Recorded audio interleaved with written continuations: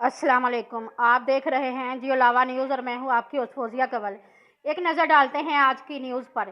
چترال میں workers convention سے خطاب کرتے ہوئے جماعت اسلامی کے مرکزی امیر مولوی سراج الحق نے امت مسلمہ پر زور دیا کہ وہ سب یکجا ہو کر فلسطین اور غزہ میں بے گناہ مسلمانوں کے قتل عام کو بند کرانے میں اپنا کردار ادا کریں، جہاں معصوم بچے، خواتین اور مریضوں کو بھی شہید کیا جاتا ہے۔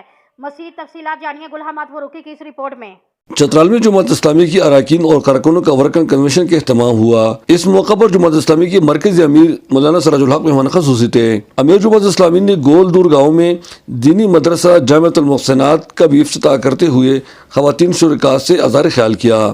دنین کے مرکز اسلامی میں ورکر کنونشن میں منعقد ہوا۔ ورکر کنونشن سے ضلعی امیر مولوی جمشید، سابقہ ضلع ناظم مغفرت شاہ، سابقہ MNA عبدالاکبر چترالی، مولوی ہدایت اللہ اور دیگر نے اظہار خیال کیا۔ ورکر کنونشن سے خطاب کرتے ہوئے سراج الحق نے کہا کہ پاکستان کو سود اور بیرونی قرضے سے نجات دلانے کا واحد حل اسلامی نظام کی نفاذ میں ہے۔ انہوں نے کہا کہ پاکستان اسلام کے نام پر بنا تھا، مگر بدقسمتی سے پچھلے 75 سالوں میں یہاں اسلامی نظام نافذ نہ ہو سکا۔ انہوں نے کہا کہ مسلم امہ کو ایک رہبر اور خلیفہ کی ضرورت ہے کہ تمام مسلمانوں کو ایک ہی جھنڈے تلے جمع کر سکے۔ انہوں نے کہا کہ فلسطین اور غزہ میں بے گناہ مسلمانوں کا خون بہہ رہا ہے، مگر اس پر اقوام متحدہ بھی خاموش ہے۔ سراج الحق نے کہا کہ اسرائیل کی جنگی طیارے اسپتالوں کو بھی نہیں بخشتا اور اسپتال کے اندر مریضوں پر بیماری کرتے ہوئے ان بیچاروں کو مار رہے ہیں۔ اس موقع پر انہوں نے تمام مسلم امہ پر زور دیا کہ وہ فلسطین کے مجبور مسلمانوں کے دل کھول کر مدد کرے اور اسرائیل کے ظلم اور بربریت کے خلاف ہر ممکن قدم اٹھائے۔